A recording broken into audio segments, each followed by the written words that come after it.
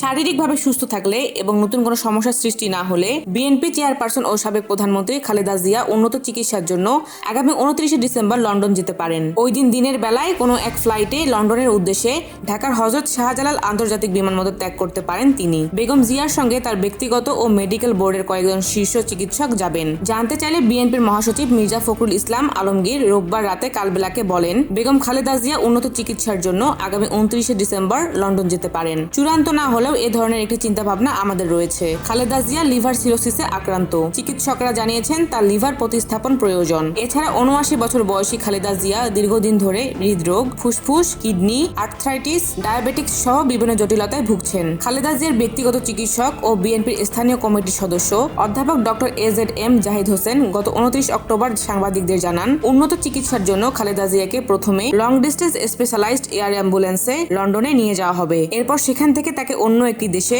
Multidisciplinary medical সেন্টারে নেওয়া হবে। সে দেশটি যুক্তরাষ্ট্র বলে জানা গেছে। দলীয়ভাবে খোঁজ নিয়ে জানা গেছে, গত আগস্টের শুরুতে নবায়নকৃত মেশিন রিডেবল পাসপোর্ট খালেদা জিয়ার কাছে হস্তান্তর করা হয়। এরপর নভেম্বরে তিনি যুক্তরাজ্যের ভিসার কাজ শুরু করেন। ইতিমধ্যে যুক্তরাষ্ট্র ও যুক্তরাজ্য ছাড়াও সৌদি আরবের ভিসা পেয়েছেন বেগম জিয়া। চিকিৎসা শেষে দেশে ফেরার সময় সৌদি থেকে উমরা করতে পারেন তিনি। খালেদা জিয়ার সফর সঙ্গী হিসেবে ইতিমধ্যে অন্তত 15 জনের একটি তালিকা পররাষ্ট্র মন্ত্রণালয়ে দেওয়া হয়েছে।